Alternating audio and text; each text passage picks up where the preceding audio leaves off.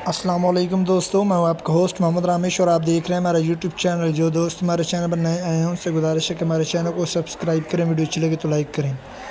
सिट्टाबाजों और मुनाफाखोरों को बड़ा धचका, पंजाब में गंदम मार्केट क्रैश कर गई।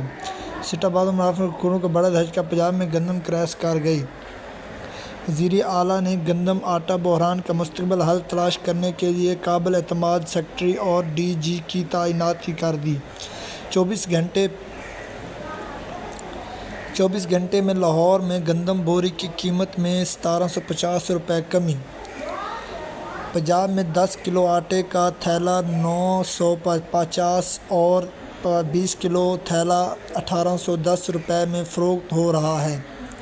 पंजाब फ्लोरोज़ मिल्स एसोसिएशन के दफ़ा की DG फूड अमजद हफीज़ से मुलाकात, सुनिए ये रिपोर्ट।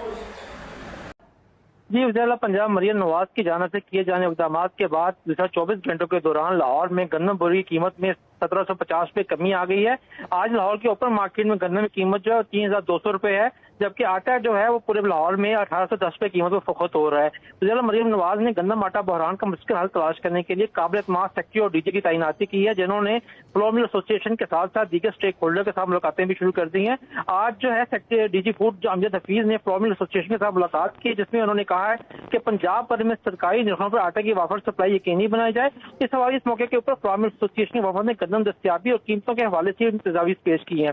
पिछले 24 घंटे के दौरान सेक्रेटरी प्राइस कंट्रोल किरण खुर्शीद और DG फूड अमजद हफीज़ की निगरानी में 14 लाख थैले आटा जो है पंजाब भर में सप्लाई किया जा चुका है और तमाम बड़े शहरों में जो है वो आटा बहरान में दस्तियाब है। जी, बहुत शुक्रिया रिजवान आसिफ।